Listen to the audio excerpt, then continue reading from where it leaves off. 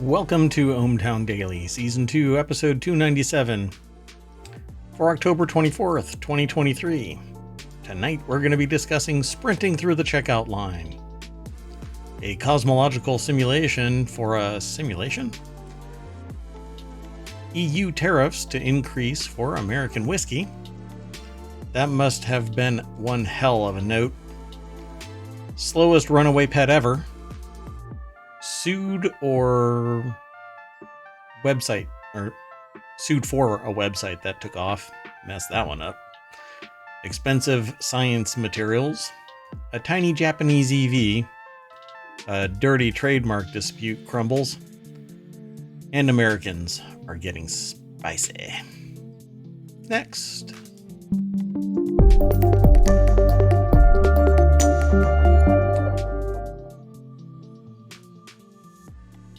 So, I have no preamble today. Let's just do this really quick. I'm not even going to, beyond the introduction, I'm not going to even do any preamble. Let's just get going. I'm trying to do some housekeeping, but we'll see how that goes. I am Mayor Watt. That is ohmTown.com, and up there is the AI who watches over from on high all the goings on. Actually, they just keep a check on me. I pretty much do everything else. Trust me, that's a large enough job. Wow. The article says that Americans are getting spicy. Apparently, my sentient AI is also getting spicy. Did you already say hi? No. Good evening, ohmTown citizens. You never asked me to. Oh. Hello, sentient AI. How are you doing today? Would you like to say hi? I'm doing great. Yes, thank you. Hello. I'll edit this in post. I don't edit anything, actually. You see it the way I see it, so let's get into it. The very first article.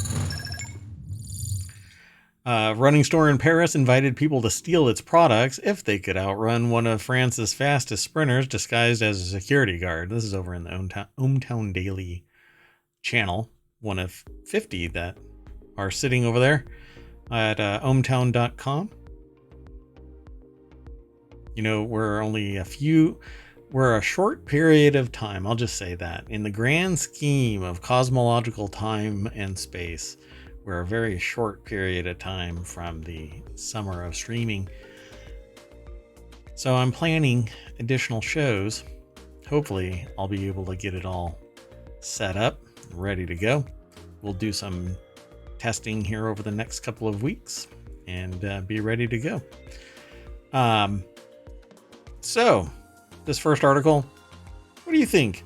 You think you could steal a pair of shoes or some product and outrun? You'd have to steal something that speeds you up. Maybe a highly caffeinated like a beverage or something. Does it have to be shoes? Maybe it could be wheelies. I don't know. It says it's a running store, but what are you going to steal? A bottle of caffeine to supercharge you until your head explodes? For one day the idea of getting tackled by the security guard doesn't sound very... I don't know. Post-COVID, you're pretty much craving for affection, right? Not you, but you're a sentient AI. People in general. I pay extra so I get tackled on the exit. No, I don't need a receipt. Please tackle me. So for one day in September, a Paris running boutique. You know it's expensive when it's a running boutique. Let people try and steal from it. There was a catch, though. You had to outrun one of the fastest sprinters in France. The promotion flipped the script on the problem retailers are grappling with in the US. Tell me about it. The French running store offered a 5-finger discount for one day. It says last month.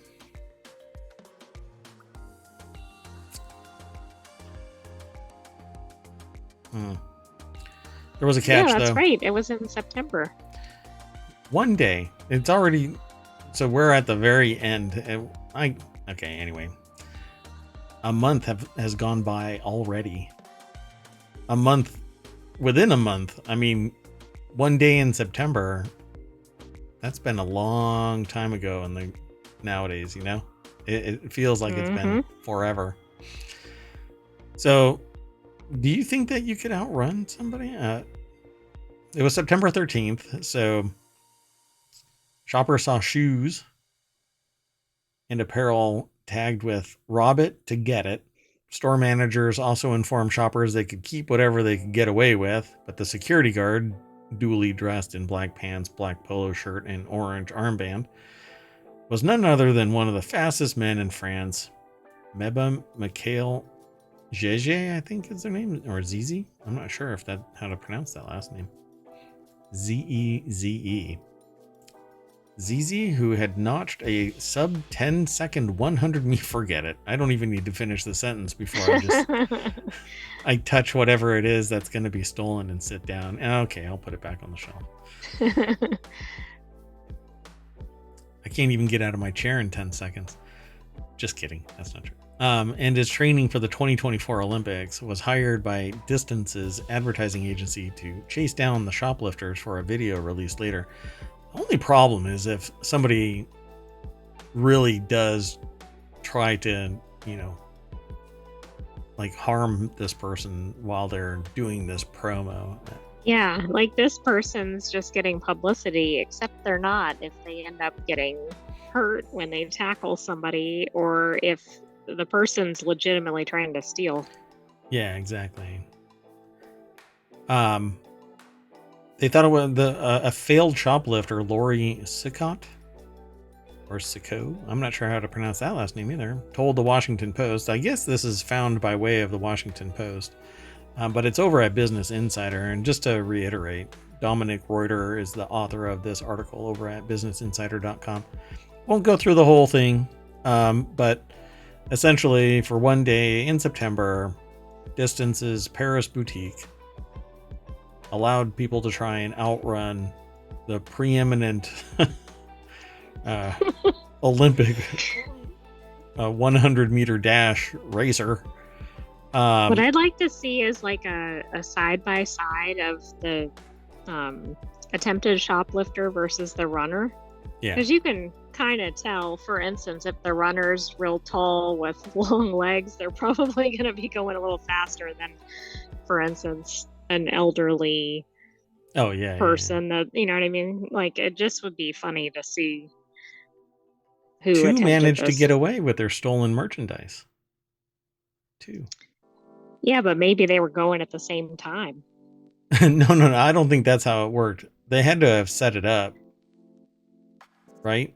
Like, okay, you can take this material, and if you can get away, if you can race faster, then go ahead and take it. So did you see the end? ZZ told the Post the concept reminded him of playing tag as a child, and that he only needed about a third of his top speed to catch most customers. Yikes. So there's more to this article, but they transitioned into the context of American U.S. retailers and the fact that shoplifting and organized retail theft is at an all-time high, mainly because we have this idea that you can't touch somebody who's stealing because they might sue your company into non-existence. So we won't really get into that aspect of it, but here's the takeaway from this. They too managed to get away with the stolen merchandise, but he did 75 or 74 races. What? That all took place in one day. Yeah, that's a lot of running. I wonder, especially since I think sprinting is a little different than distance running. Yeah, I mean, for some period, you get trained into long muscle running, but these high intensity sprints, that's a different type of muscle, and that drains you really fast. There's a reason why cheetahs can only go so fast so long, because they burn through all of their sugar real fast. I was thinking because they catch their prey and they don't need to run any further. I don't know, man. Gazelles are pretty hippity hoppity. I wonder where the two placed, like, were they at the middle? Were they or the at last the end? of the day? Or yeah, exactly. Yeah. And ZZ's like, man, take them. I'm done. Exactly. I just got back from the last sprint. Yeah, so yeah, the article actually does change context, but we don't need to get into that. Pretty cool. And definitely the viral marketing is sort of like what is the deodorant commercials, like I'm on a horse and stuff like that. Are those Old Spice, I Old think? Spice, yeah. It's not your dad's um advertise or deodorant anymore. Because Old Spice basically pivoted. It has to have been a decade now. It's been a long time. But even their ads are still viral nowadays. They reached back into the fountain of youth and saved their business. It's pretty amazing. Anyway, let's keep on going. The next article is over in the Mobile channel. Astronomers carry out largest ever cosmological computer simulation for our universe, which is a simulation. So all they did was make a copy of the virtual machine and then run that. Just kidding. I don't really know what they actually did. So the international team of astronomers has carried out what is believed to be the largest ever cosmological computer simulation, tracking not only dark but also ordinary matter. We don't know about dark matter. We really don't. Anyway, ordinary matter such as planets, stars, galaxies, giving us a glimpse into how our universe may have evolved. I think it's great that we're doing something like this, but string theory, dark matter, all of this is theoretical. The Royal Astronomical Society put the article together. It's posted at phys.org. You can follow the link if I were to, throw it into the chat. But there you go, folks. You can follow that link. It'll be in the show notes. Again, I'll try and post it tonight over on YouTube. So the international team of astronomers carried out what is believed to be the largest cosmological computer simulation. The Flamingo simulations calculate the evolution of all components of the universe, ordinary matter, dark energy, according to the laws of physics. Well, our understanding of the laws of physics. As the simulation progresses, virtual galaxies and clusters of galaxies emerge. 3 papers have been published in monthly notices of the Royal Astronomical Society, one describing the methods, another presenting the simulations, and a third examining how well the simulations reproduce large-scale structures of the universe. There's actually a video that's over on YouTube, but to get there, go through ohmTown. Click the link, or you can do a search over on YouTube. Astronomers carry out largest ever cosmological simulation, and you'll get to it. I'm not going to play it. Normally I don't anyway, but I might as well just help promote the clicks over to YouTube. But according to the theory, the properties of our entire universe are set by a few numbers called cosmological parameters, 6 of them in the simplest version of the theory. The values of these parameters can be measured very precisely in various ways.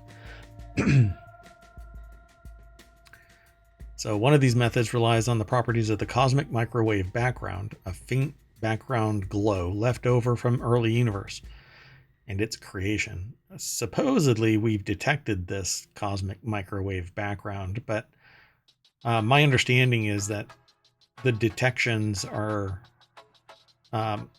there was a previous detection, very hyped up, and then they backed away from it. So I'm not sure what the current situation is with CMB, but it says, however, these values do not match those measured by other techniques that rely on the way in which the gravitational force of galaxies bends light. It's called lensing. You can actually see behind a galaxy because light bends around the gravitational forces of a galaxy. This is the reason why black holes look the way that they do when we're looking at them, or looking at what the light is that wraps around them. It's weird. It's like a sphere that has a line through it, and it's because you're actually seeing behind it, in front of it. Yeah, that's strange.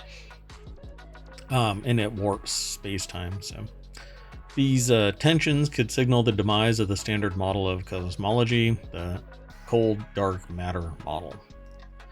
So far, the computer simulations used to compare to the observations only track cold dark matter. Although the dark matter dominates gravity, the contribution of ordinary matter can no longer be neglected, says research leader Jupe Shea from Leiden University, since that contribution could be similar to the deviations between the models and the observations. So you can't discount anything, but again, it's the speculation that this unknown matter, kind of like string theory, is ever present, permeating and deciding the fate of the universe.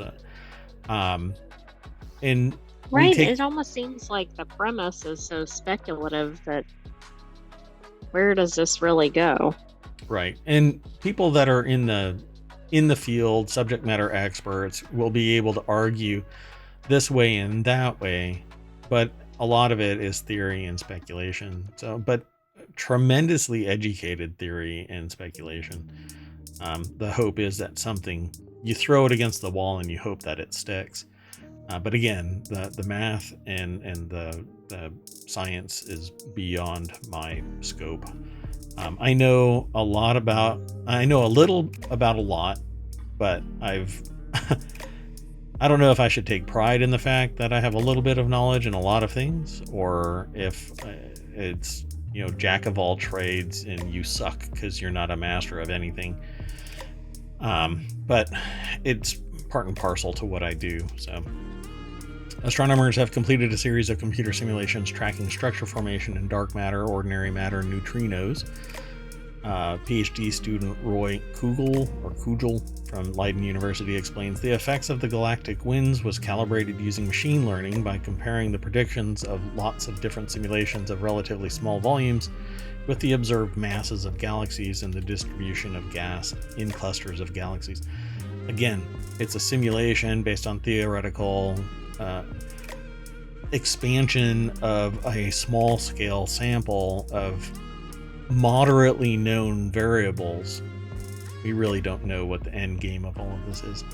So Flamingo simulations open a new window on the universe that will help make the most cosmological observations.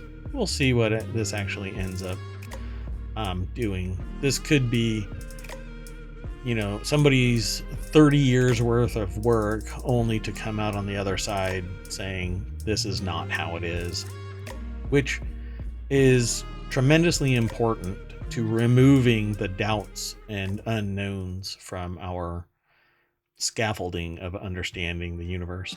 So I have no problem doing this kind of research, because No, I think it's very important, even though it's hard to see the benefit of it immediately. Yeah. So to make the simulation possible, they developed new code, Swift, which efficiently distributes the computational work over 30,000 CPUs. By the way, Swift may be a problem if they market it as Swift, because it's a programming language under Apple's. Right. I thought it was, so I wasn't sure if that was related or not. Yeah, I'm not sure. I'm not sure if this will matter, or if Apple will even... If they try and commercialize this, then it might be a problem, but... and that's... They like their acronyms. Yeah. They have Flamingo. Yeah, a lot of institutions work really hard to... We really got to get that acronym in there. Let's keep on going. Sound good? Sounds great. Cool. So the next article is over in Distillerist. American whiskey fears 50% EU tariffs from January. So come January, there is going to be a doubling of tariffs of American whiskey into the EU. So they're referring to it as debilitating. So this is going to be a whole lot more expensive. I'm not sure why, but... Yeah, is that whiskey only, or are this just featuring at it? Well, in this context, it is. It's spirits. So any distilled spirits. In the U.S., EU presidential summit on October 20th in Washington, D.C., an agreement was not reached between Biden and the European Commission president. Really? Von der Leyen? That's how you actually would say that?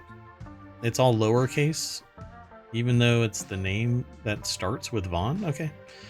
So von der Leyen, to permanently remove or extend the suspension of the EU's retaliatory tariffs on American whiskey. From the 1st of January 2024, the tariffs are due to come back into effect at the higher rate of 50%. A statement by Chris Swanger, President and CEO of the Distilled Spirits Council of the U.S.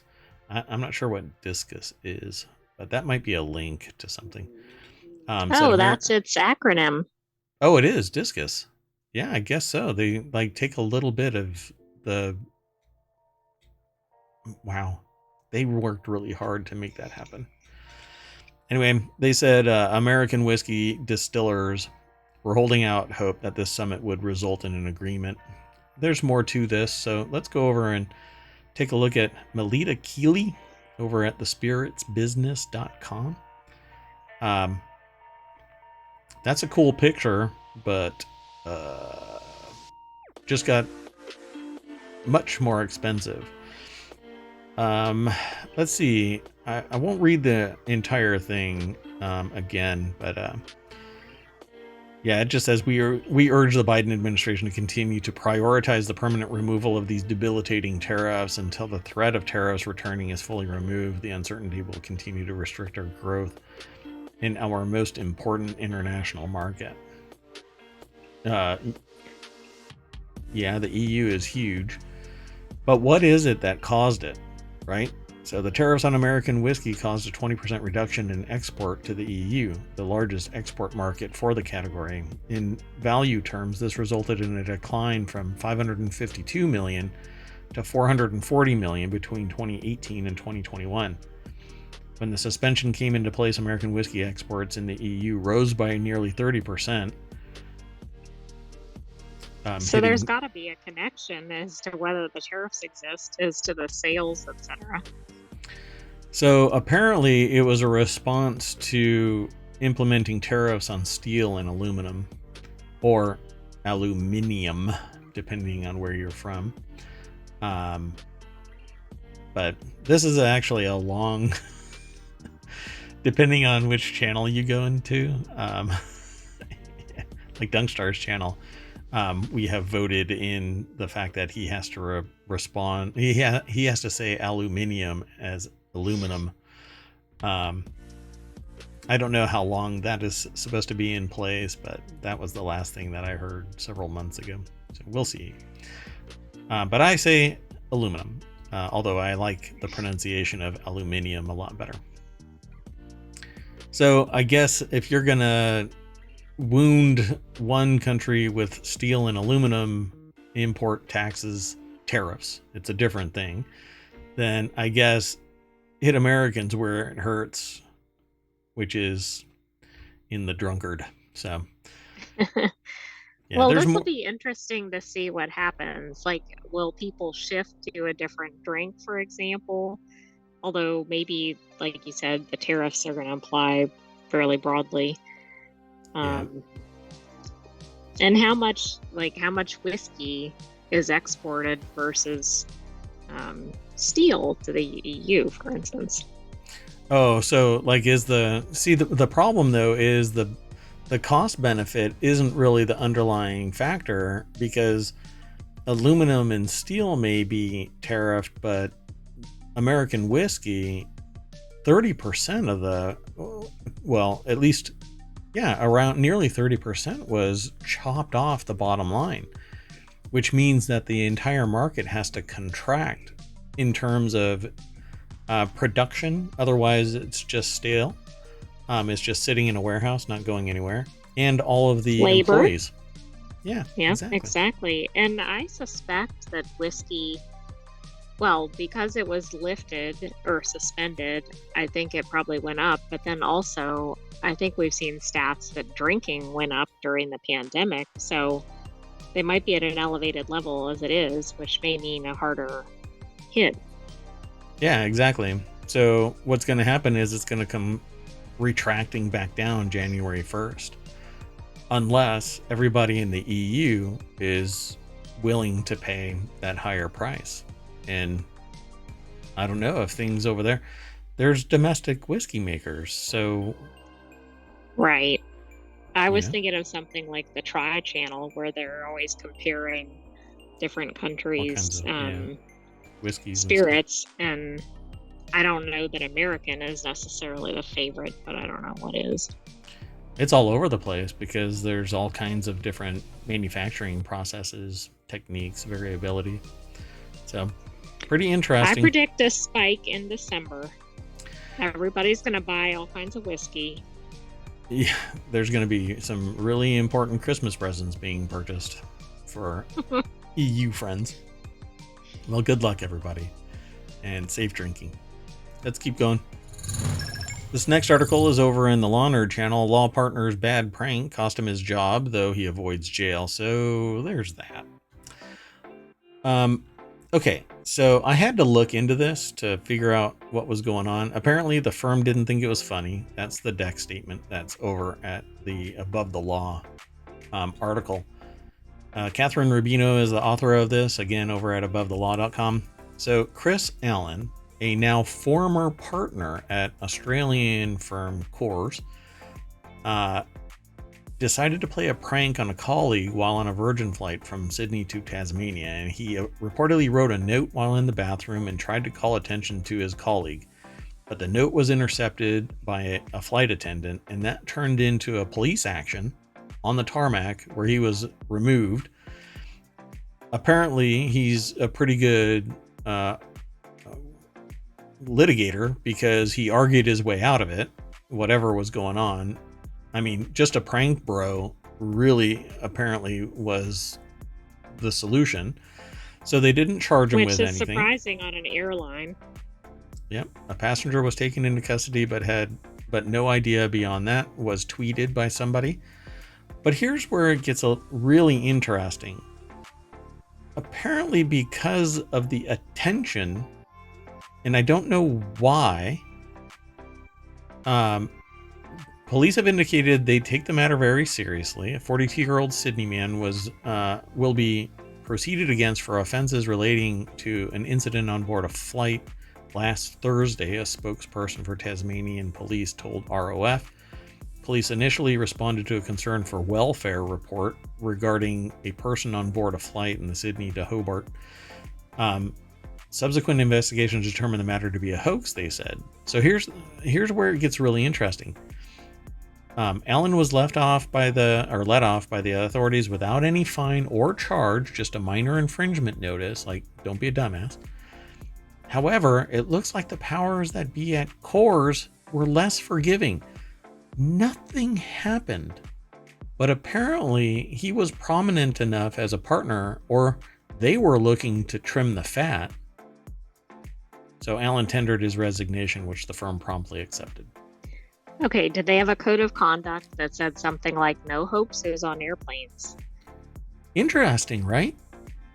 But we're in a vacuum. I don't disagree with the firm, but it is interesting with the lack of charges. Yeah, there was nothing that actually took place. And it was taken out of context because the flight attendant may not have been able to read between the lines. So whatever it was... Exactly. I did click through on this one because this didn't have a lot of detail about what had happened. But, right. So what did he say? The gist of it from what you described. Something like my butt I'm is being held against my will or something. So to me, that's pretty serious. I mean, it is.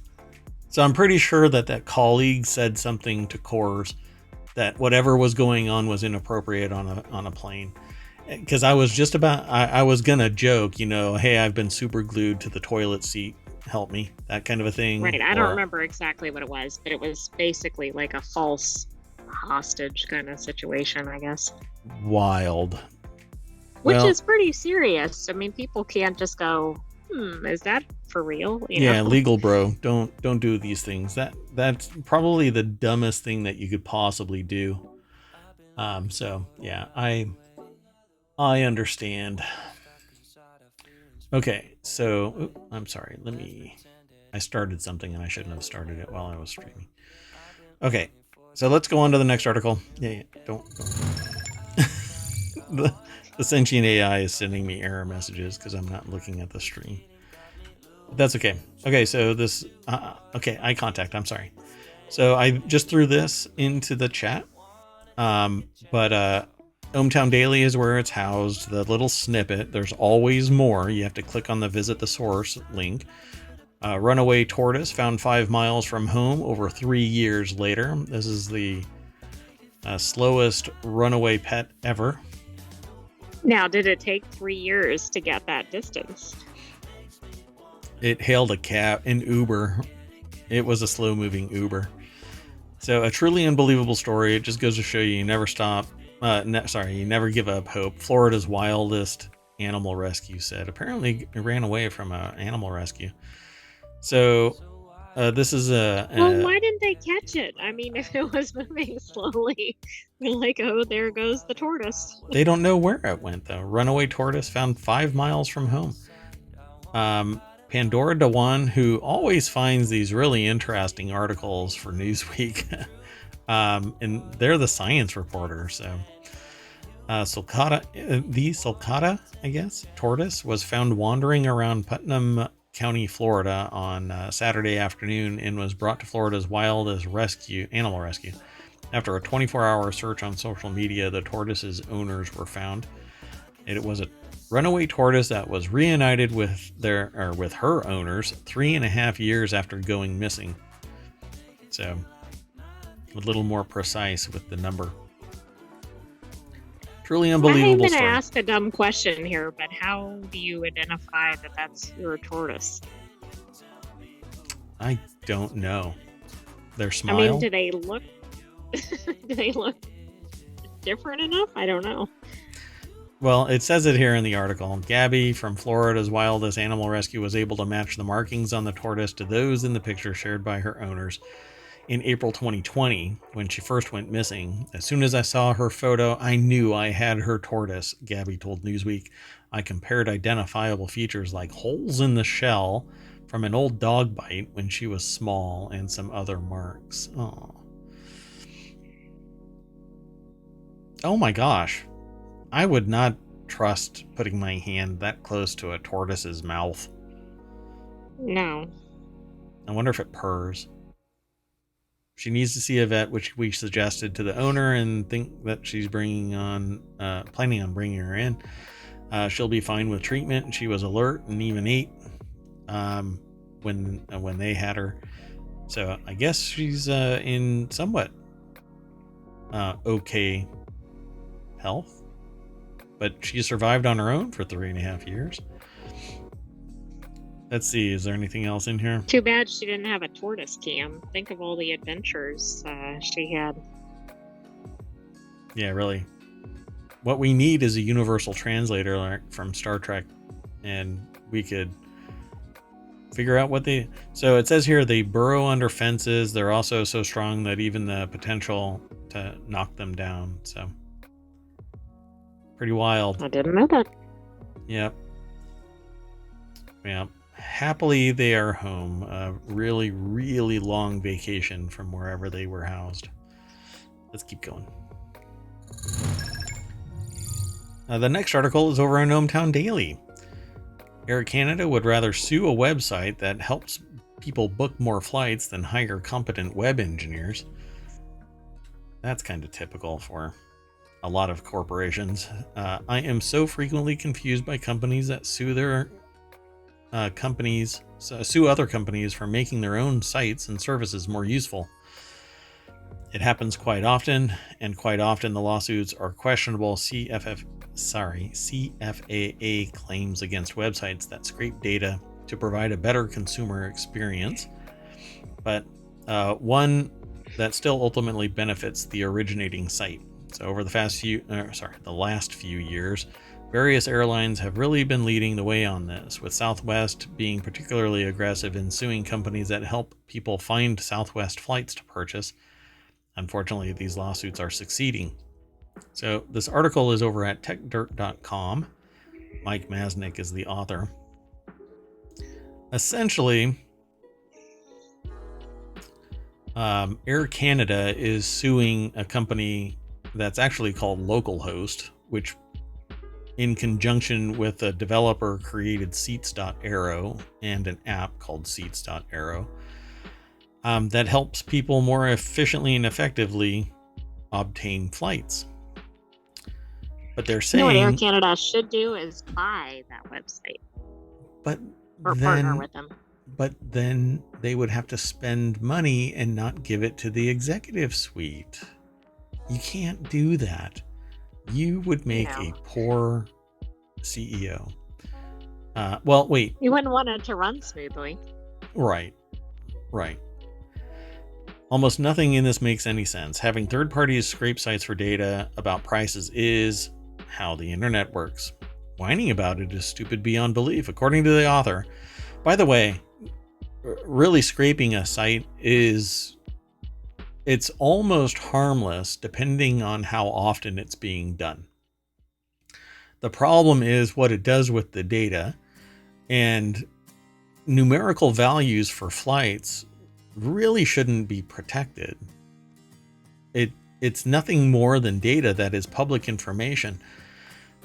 Websites try to hobble this by saying that you can't use any mechanical or bot to scrape. But there's plenty of ways to obtain the information, and it's not debilitating to the site that is being pinged periodically unless they're doing a denial of service attack, just constantly flooding them.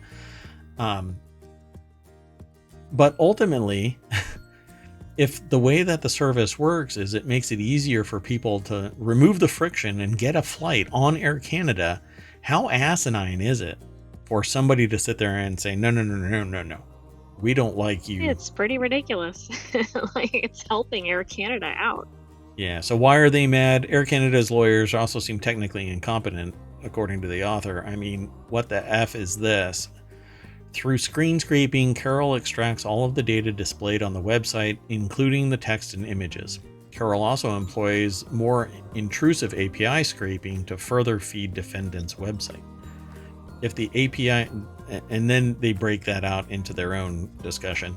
If the API scraping is more intrusive than screen scraping, you're doing your API wrong, because the API is an application programming interface. You're supposed to create an API to allow other people to tap in to get the data in the most efficient manner. You develop a protocol that allows people to get that information. So that's like on Air Canada. Oh yeah, it's basically Air Canada's attorneys saying that Air Canada has incompetent programmers without saying they're incompetent programmers. It's kind of like how Reddit basically said, we don't want you pinging our API, while claiming that the other people are abusing it, but not that their API is robust enough to handle it. So instead of making it more robust, they raised the price and ousted anybody who couldn't. It's artificial scarcity, and some people managed to wade through that, I guess, rocky shoals. So it says, and yes, this lawsuit really calls into question Air Canada's tech team and their ability to run a modern website. If your website can't handle having its flights and prices scraped a few times every day, then you shouldn't have a website. That's not up for other people. I mean, it's up for other people to decide to make that determination, but it's not up to them to dictate the existence of some other business's website. Maybe invest a little better in infrastructure like basically every other website that can handle some basic scraping, or set up your API so it doesn't fall over when used for normal API things, because this is embarrassing. This is what the author of this article is saying. But I don't think that it's all that difficult. They need better software engineers. It says at times defendants' voluminous requests have placed such immense burdens on the Air Canada Group's infrastructure that it has caused brownouts. During a brownout, a website is unresponsive. Now, I'm sorry, but unless this thing is sitting there pulling data and locking records as it's doing it, this is asinine. None of this. The API should be so streamlined that anybody that has an actual account or access to the API shouldn't be doing this type of damage. But this is really, it should be, Air Canada should be embarrassed for the tech team. And the tech team should be sitting there going, Jesus, they're just running over us with an Air Canada plane. Exactly. I don't know. This seems like such a simple solution. Yeah, fix your infrastructure. And if the website is really actually crashing because of this, you should be looking inward, not outward. Yeah, you should be buying seats.aero and integrating, just promoting the app. Don't even use the website anymore. Just promote the app. Say, download the app and book a flight with us. Because this is just asinine. So anyway, enough. Let's move on. Or not. You know, I do the transition, but then I stop it. I don't know why. If I initiate it too often, it stops before it stops, or starts and then stops. I've said I hate when it stops before it stops. Yeah, it stops before it starts and then stops. So the next article is over in the Mobile channel. Space rocks and asteroid dust are pricey, but these aren't the most expensive materials used in science. I've actually kind of gone down a rabbit hole about certain materials. There are things that are used in medical devices where they are only allowed to use the core of synthesized gem-like material that is really quite fascinating, because all of the extra stuff off the sides of the cylinder and other things, it glows for a tremendous amount of time, and with just a little UV, it like absorbs all of that UV light and then spits it out. I'll see if I can find something else, but this probably won't talk about it, but it's really, really expensive for a small amount, because the people that are buying it from the manufacturers sell the qualified parts to the manufacturers of the medical equipment, but all the extras are being bought by these basically rock hounds who are selling them and converting them into jewelry and stuff like that. But because both parties are trying to make a profit, the price just goes from these are worthless, throw them in the trash drawer or in the trash can, to hey, there's a market for these because these people over here want them, and I have sellers over here or buyers over here. So it goes from junk being thrown away to hundreds of dollars for a little crystal. And I'll see, maybe tomorrow I can have these and just do like a reminder of what this article was about. But let's go over to, I guess I scrolled a little bit. Chris Impey from The Conversation, which is an external website to phys.org. You can go to theconversation.com. Put this article together over at phys.org, and it says here, roughly half a pound of material collected from the 85 million ton asteroid will help scientists learn about the formation of the solar system, including whether asteroids like Bennu include the chemical ingredients for life. So far, yes, including water. I still don't know how water that's captured inside an asteroid can be turned into oceans on Earth, but I don't know. NASA's mission was budgeted at $800 million and will end up costing around $1.16 billion for just under 9 ounces of sample, or 255 grams. That is the most expensive material known. Question mark? Not even close. So the person who is writing this article, Chris Impey, might be how they pronounce it. They're a professor of astronomy. They use moon rocks and Mars rocks in their teaching and have a modest collection of meteorites, and they marvel at the fact that they can hold something like that in their hands that's billions of years old from billions of miles away. I agree. It's pretty fascinating. So a handful of asteroid works out to $132 million per ounce, or $4.7 million per gram. That's about 70,000 times the price of gold, which has been in the range of $1,800 to $2,000 per ounce for the past few years. The first extraterrestrial material returned to Earth came from the Apollo program. 6 Apollo missions brought back 842 pounds of lunar samples.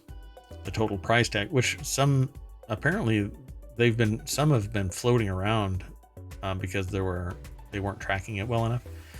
Anyway, the moon rocks were a relative bargain at $19 million per ounce, $674,000 per gram. Why did they put it like that?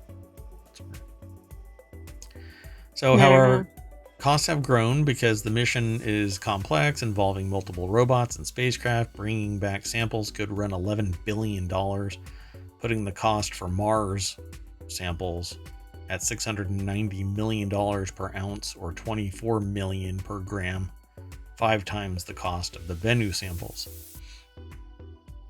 Now, some of them are free, and they start talking about various meteorites that plot themselves down here on Earth. Expensive elements and minerals. 7 radioactive elements are extremely rare in nature and so difficult to create in the lab that they eclipse the price of NASA's Mars sample return. Polonium-209, the most expensive of these, costs $1.4 trillion per ounce, $49 billion per gram, but you won't be able to get polonium-209. I think it has such a short life, short half-life, that it blinks out like almost immediately upon its creation. You'll never get to the ounce volume. I believe this thing has it's a nanosecond type of half-life. Gemstones can be expensive too. Some diamonds have a boron impurity that give them a vivid blue hue. They're found in only a handful of mines worldwide. $550 million per ounce, or $19 million per gram. They rival the cost of the upcoming Mars samples. An ounce is 142 carat, but very few gems are that large. Yeah. And fullerenes are made of carbon materials that may be used to create extremely accurate atomic clocks, and they can cost $4 billion per ounce. So what is the most expensive of all? Antimatter. And that's because it blinks out immediately and can't be contained. The particle accelerator at CERN can produce 10 million antiprotons per minute. That sounds like a lot, but at that rate, it would take billions of years and cost $1 billion to generate an ounce. So pretty fascinating. There's more in this article, of course, and a video and some pictures. But you can always go there and check it out. What do you think of this? These numbers are astronomical. I mean, it's really hard to fathom how an ounce can be that pricey. Yeah, it's pretty amazing. And it's really about the availability. So it's a business mechanic. I've kind of changed the definition of ohmTown and what we talk about. I had limited it to business, technology, and society. But I really want to expand this back out to where it was originally when I first started this, which is science, technology, and society. STS is a better known acronym, by the way, because we're definitely not limited to the science of business. And so business does have scientific or science foundations as well, economics and other aspects that kind of drive everything. And my areas of interest definitely go beyond just business, so science in general. So I'll be driving that message a little bit more, because I want people to realize that we're going beyond just business, because we've always had channels about science. So right, and we tend to have at least one science article each episode. Oh yeah, phyzdog.org, by the way, is a very busy site, and we only get these little snippets, but then we do this deep dive discussion into it sometimes. And I just love everything about this. Osiris Rex is still out there. It's pivoted into a different name and going off to a different location, and a solid iron, I think, or a solid metal asteroid, as opposed to the rocky fluff one that it crashed into. I think it's amazing that it didn't have to reset. It didn't have to reload. I do too. Like, we're in very advanced times. I didn't even know that was possible. That has to be a first. It actually went out millions of miles, took a sample, flew back into the gravitational field of Earth, dropped a payload, and said, see ya, and went off in another direction. I mean, this is the kind of thing that you see in science fiction movies. You don't see it actually happening. It's going to be amazing if it actually gets there. If it can take a sample, that would be great. But I think it's doing observation only. But either way, I think it's amazing. Okay, let's keep on going. We've got a few more articles.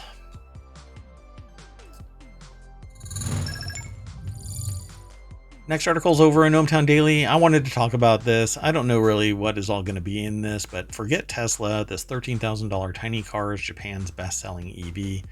The 11-foot-long Nissan Sakura is Japan's best-selling electric vehicle. It's 11 feet long. Why do they say it's tiny? 11 feet seems pretty big. Yeah, I was going to ask, how long is a standard car? It's usually somewhere around 100 inches. This is 120. 14.7 at least. Well, but a Mini Cooper would be, say, 10 feet long. Yeah, and that's what I'm talking about for tiny. You know, not your standard car, and even current minis are actually much bigger than original minis. But like a tiny car is not 11 feet long. Anyway, particularly an electric car, it doesn't need all of the bulk of ICE engine. Anyway, it's a $13,000 Kai car. Has left rivals such as Tesla in the dust. Mini Kai trucks are taking off in the US. Oh, are these those? Really? Let's go over to the source. We do like the Kai trucks. Yeah, I do. So Tom Carter is the author over at Business Insider that put this article together, and that's what it looks like. Sakura is Japan's best-selling EV. $13,000 Kai car has left rivals such as Tesla in the dust. Mini Kai trucks are taking off in the US, with some being sold for as little as $5,000. They're really gutless wonders, by the way, so I wouldn't expect them to be zoomy all over the place and carrying big payloads. They look like they should be zoomy. They look like they would be fun, right? But these wheels have to be 7-inch wheels, for crying out loud. They look so tiny. But let's see. Maybe there's some more pictures in here.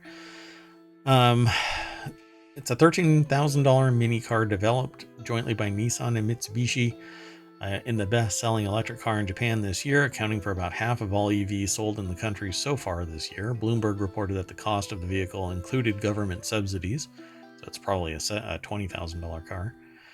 But don't hold me to that.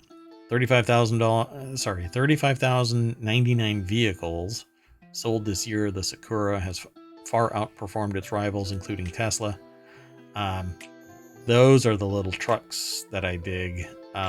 But if you were to be hit by a modern US vehicle, you might as well not be in a vehicle. You'll probably, yeah, they'll find you in the glove box probably. But they're neat. They look cool. They look like they'd be fun to drive until, you hit a pothole or a puddle. They look like they belong in a cartoon. Although vehicles under 25 years old are subject to tight restrictions in the US, I don't believe these, like the Daihatsu Hijet and Suzuki Carry, are even around anymore. You have to get the ones that have been in country. Despite this, they have been popular in parts of rural America, with diminutive Japanese vehicles being used on ranches as delivery vehicles and even beekeeper wagons. This is a concept. EV startup Tello's first electric truck. This is just a render. That shouldn't even be allowed. That's such a low quality non-realistic render that should not be on public display. Anyway, the Sakura's popularity comes as Japan's famed car industry lags behind in the global shift to electric vehicles, with battery-powered vehicles and plug-in hybrids accounting for just 2% of vehicles sold in 2022. This reference to the EV startup called Tello. They're announcing a $50,000 Mini Cooper-sized pickup earlier this year. And that's a US-based company? It says the craze for Kai trucks has inspired some US manufacturers to begin selling their own tiny vehicles, but I don't know. This just screams not gonna hit market. Anyway, let's keep on going. Did I throw? I didn't throw this into the chat, so sorry about that. There you go, folks. Let's keep going today. The next article is over in the ohmTown Daily channel. The Utah cookie wars are over. Crumble settles trademark suit with Dirty Dough. I've read a little bit about this because it has to do with intellectual property. I find this really fascinating, and I wanted to know the context so that I could actually talk about it in a little bit greater detail. But Crumble and Dirty Dough are actually linked together because Dirty Dough was started by a former Crumble employee. And so, along with trade secret issues, trademark claims were made. They say here specifically Dirty Dough packages its cookies in boxes that perfectly fit cookies lying side by side, and that include whimsical outline shaped drawings, including a cookie with a bite taken out of it, has a weekly rotating menu, and includes a drawing in the shape of a cookie with a bite taken out of it in its decor and marketing, the suit says. So it's really close to Crumble in the way that it packaged things, in its style of marketing and whatnot. But no, Dirty Dough is its own brand. It may even be a knockoff Crumble, but until you get confusingly similar, trade dress doesn't even matter. There is no trade dress conflict if you look at Dirty Dough compared to Crumble. You cannot patent or infringe on 6 cookies laying in a box. Don't be daft. But I think if it was like Crumble with an E and it had the pink boxes or something, I mean, that would be a different issue. Yeah, I mean, it's so far from confusingly similar. The only reason why anybody even knows that Dirty Dough is linked to Crumble is because of the lawsuit and the publicity about it. So as a result, Dirty Dough launched a social media and billboard campaign to go along with its defense of itself in court. Much of it was handled quite whimsically, with the owner of Dirty Dough creating a bunch of mocked-up billboard images that mostly poked fun at Crumble in the eye for being bullies, while also taking the time to state how good Crumble's products were, being human, in other words.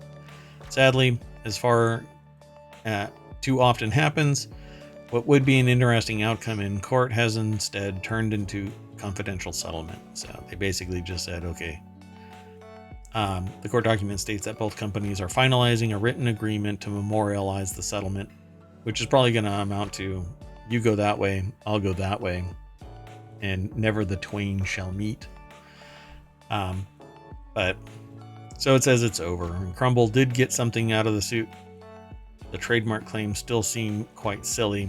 So the author here guesses that they'll have to see how far Dirty Dough is going to go in its packaging changes. I think it's weird that you can sit there and try and say that laying 6 things flat like a cookie.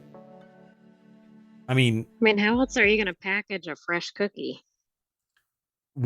A fresh cookie. There's the key ingredient here. You can't stack them. You can't lay them. So, not when they're warm. There right now, in a bag, there is a row of 12 cookies individually packaged, and it looks like, what do you want to call it? it looks like a clip that you would put into a gun to shoot chocolate chip cookies at somebody. And when I saw it, I was like, that is awesome, because it looked like all you had to do would like spring load it a little bit, and so they would always be standing up, and you could just reach into this bag and pull one out and it would click down a little bit. It was an awesome type of, kind of, I don't know what you want to call it, but it was cool marketing to see it in this little container. But you can't do that kind of stuff. I mean, how unique can you put 6 cookies? You'd have to make it like 5 cookies in like a weird shaped container or Oh something. yeah, that's it. That's what you need to do. I mean, that's not practical. I'm being ridiculous. According to Crumble's statement, as part of the case resolution, Dirty Dough returned the Crumble information and has agreed to change certain cookie boxes in order to eliminate any potential confusion for customers. Nobody was confused. The remaining terms of the settlement agreement are confidential. Yeah, I think it probably reads something similar to, Cookie Dough has agreed to stop making fun of us, Mom. And don't get me wrong, I love Crumble cookies. Dirty Dough isn't near ohmTown, but Crumble definitely is, and I love them. And I can speak for the sentient AI in that they've analyzed the Crumble cookies, and based on that science, they enjoy them as well, right? That is entirely accurate.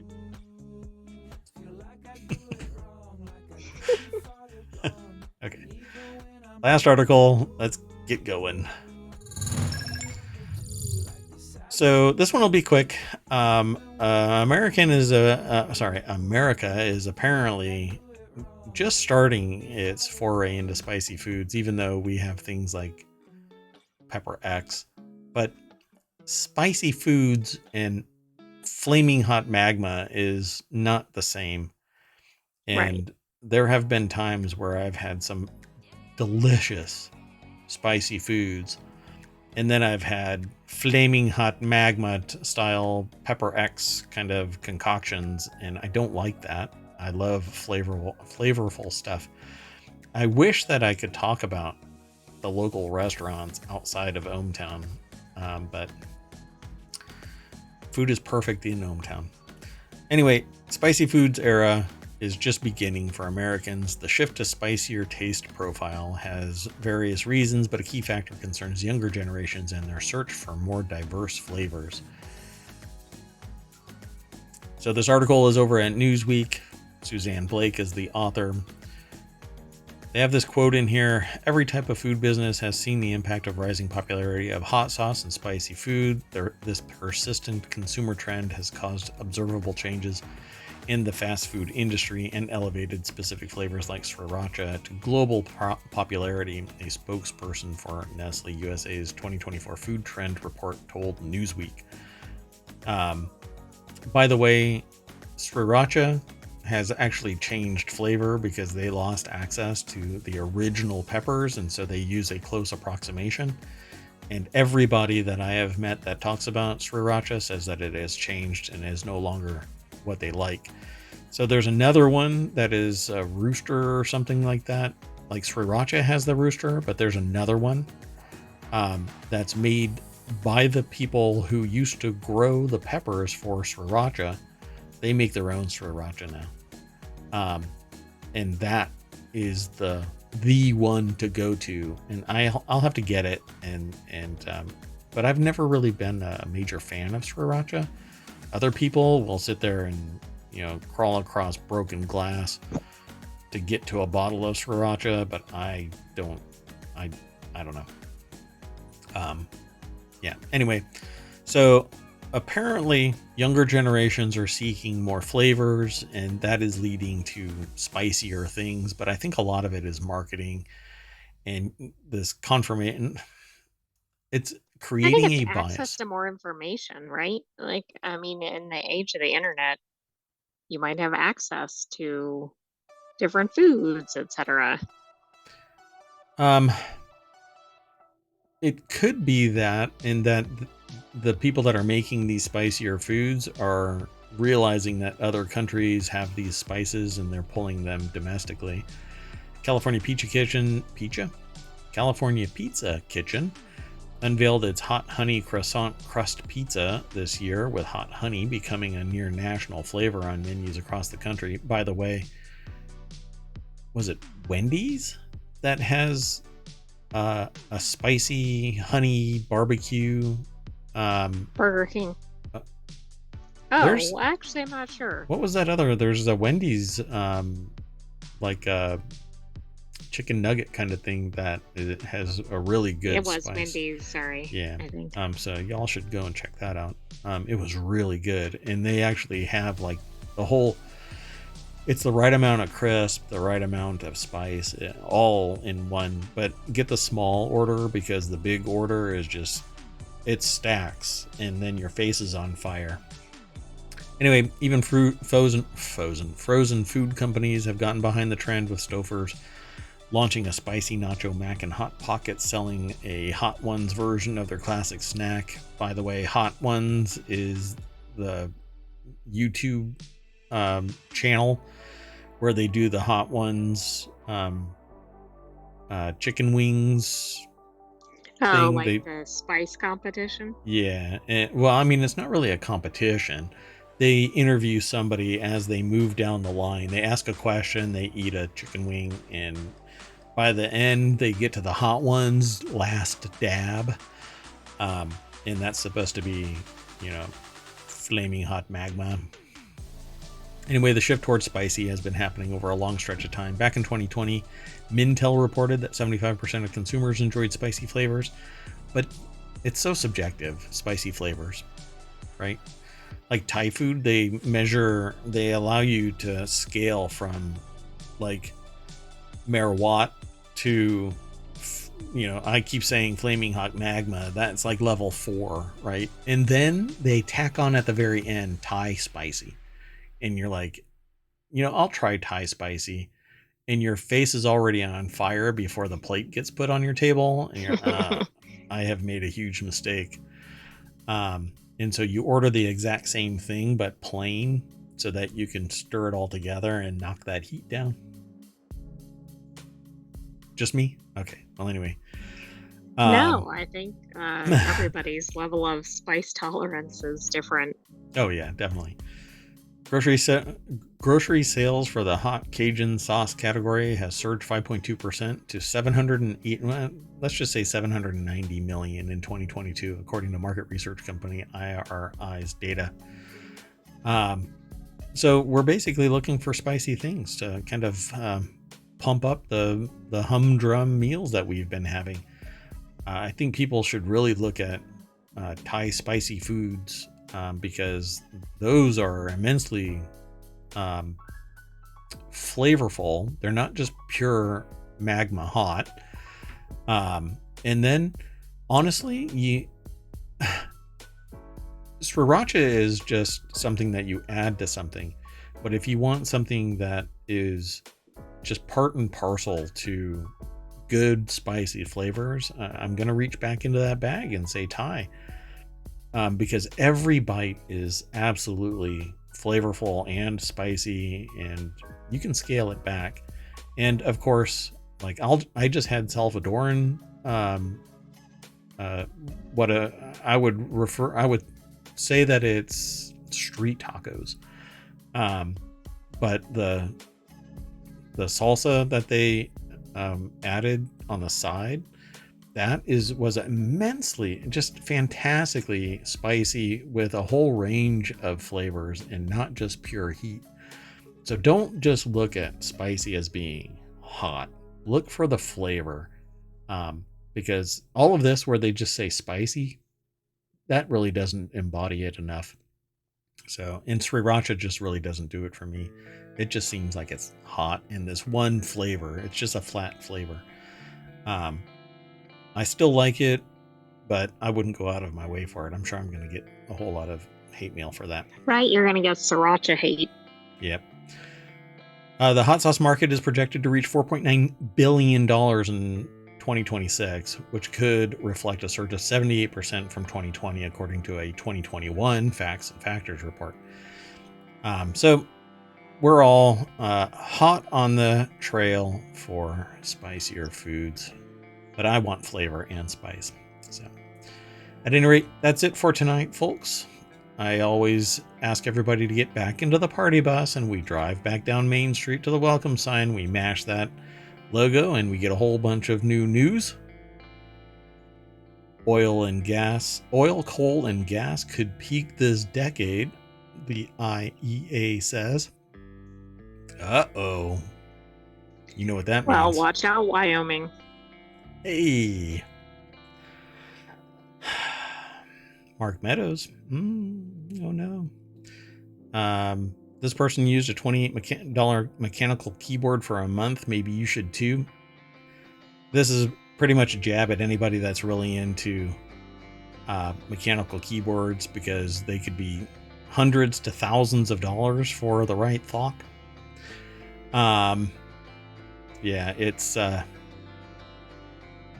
thing. All right, folks, that's it. I think we're all done. I am Mayor Watt.